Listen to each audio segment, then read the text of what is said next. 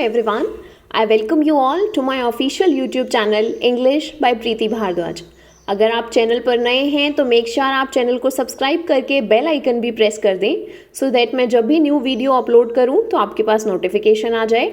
और हाँ, डिस्क्रिप्शन में सब वीडियोस के पीडीएफ्स अवेलेबल हैं, आप वहां से उन्हें डाउनलोड करके अपनी सेल्फ स्टडी के लिए यूज़ कर सकते हैं.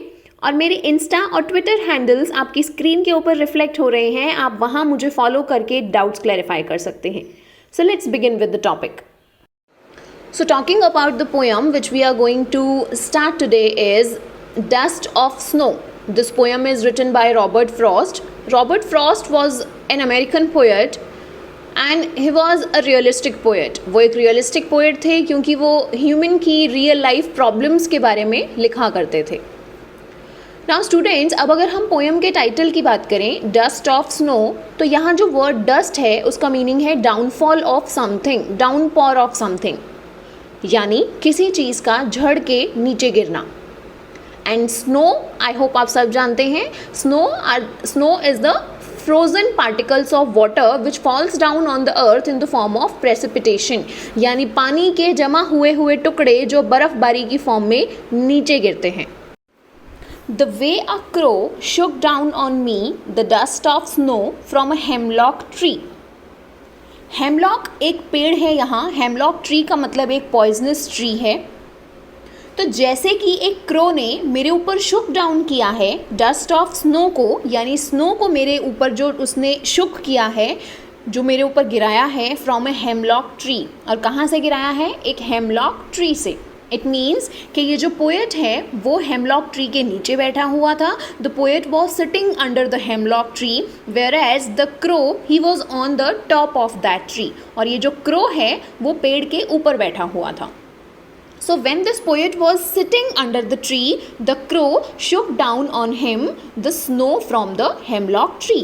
यानी जब पोएट हेमलॉक ट्री के नीचे बैठा हुआ था तो उस हेमलॉक ट्री के ऊपर जो क्रो बैठा था उसने हेमलॉक ट्री के ऊपर से थोड़ी सी बर्फ़ झाड़कर, स्नो झाड़कर पोएट के ऊपर गिरा दी. अब इसी स्टैंजा के पोएटिक डिवाइसेस की बात करें तो सबसे पहले राइम स्कीम देख लेते हैं. अगर आप देखेंगे तो हर लाइन के लास्ट वर्ड जो हैं वो ऑल्टरनेट लाइन के लास्ट वर्ड्स के साथ राइम कर रहे हैं. जैसे क्रो और स्नो राइम कर रहे हैं और मी और ट्री राइम कर रहे हैं. तो इसका राइम स्कीम हो जाएगा A B A B. Now the second poetic device here is assonance. Assonance is the repetition of vowel sound. Okay, like we can see it in the second line, shook down on. So in 3 consecutive words O sound is coming. Shook down on. O sound is coming. So here comes assonance. Now the third one is enjambment. Enjambment होता है कि जब हम एक same sentence को different lines में continue करते हैं without putting any punctuation mark at the end of any line. Okay, जैसे कि हम यहाँ चारों लाइनों में देख सकते हैं कि एक भी लाइन के बाद एंडिंग में कोई पंक्चुएशन मार्क नहीं लगा है और वो सेम सेंटेंस को जो है वो फर्दर लाइन्स में कंटिन्यू कर रहा है. Now moving ahead to the next paragraph, has given my heart a change of mood and saved some part of a day I had rued. So first of all, this stanza is the continuation of the first stanza. Okay, and the way a crow has shook down on him some snow from the hemlock tree, so that activity of the crow has given his heart a sudden change of mood. यानी crow ने उसके ऊपर जो snow को शुक down किया है, जो गिराया है हेमलॉक ट्री से, उसकी वजह से पोएट के मूड में एक सडन चेंज हुआ है. And saved some part of a day I had rued. Rued का मतलब होता है हेल्ड इन रिग्रेट, पछतावा होना किसी चीज़ का. तो पोएट का दिन का वो भाग जो उसने ऐसे ही गवा दिया था, वेस्ट कर दिया था, जिसके लिए उसे रिग्रेट था, वो पार्ट जो है वो दिन का बच गया है. तो इससे 2 बातें क्लियर होती हैं कि फर्स्ट स्टैंजा में पोएट का जो मूड है वो ग्लूमी स्टेट में था, वो जो है बहुत ज़्यादा सैड था, he was not at all happy.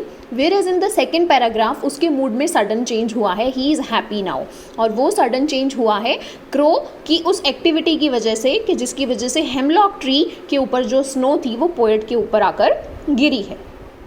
Okay, now talking about the poetic devices of this stanza, first we will talk about the rhyme scheme.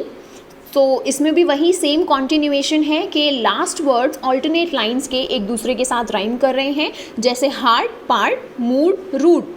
तो इसका जो राइम स्कीम हो गया that is C D C D. Now after rhyme scheme comes alliteration. If we will look at the third line of this stanza, and saved some part, saved some, sa sound is being repeated continuously in two words in the beginning of the words. So here comes alliteration. Alliteration says that whenever there is a repetition of same consonant sound in the consecutive two or more than two words, but that sound should be in the beginning, then there is alliteration. Now after alliteration, here comes consonance. Okay, consonance is again the repetition of consonant sound but not necessarily in the beginning of the word. consonance भी वहाँ होता है जहाँ consonant sound की repetition होती है, लेकिन इसमें और एलिट्रेशन में डिफरेंस क्या है कि एलिट्रेशन में कॉन्सोनेंट साउंड वर्ड के बिगिनिंग में होनी चाहिए, कॉन्सोनेंट्स में वो साउंड कहीं पे भी हो सकती है। इसका एग्जाम्पल देखते हैं। लास्ट लाइन को देखिए, day I had rude, day had rude, continuously D sound is being repeated. In the word day it is in the beginning, in the word had it is at the last, in the word rude it is at the last. So here comes consonants. After consonants, again here is enjambment. Enjambment is when same sentence is running into 4 or more lines, okay, without putting any punctuation mark at the end. So that's all about the poem Dust of Snow, written by an American poet Robert Frost. If you have liked the video, hit the like button. In the comment section down below मुझे ज़रूर बताइए आप next video कौन सा देखना चाहते हैं. Share it with your friends and subscribe to the channel. Thank you.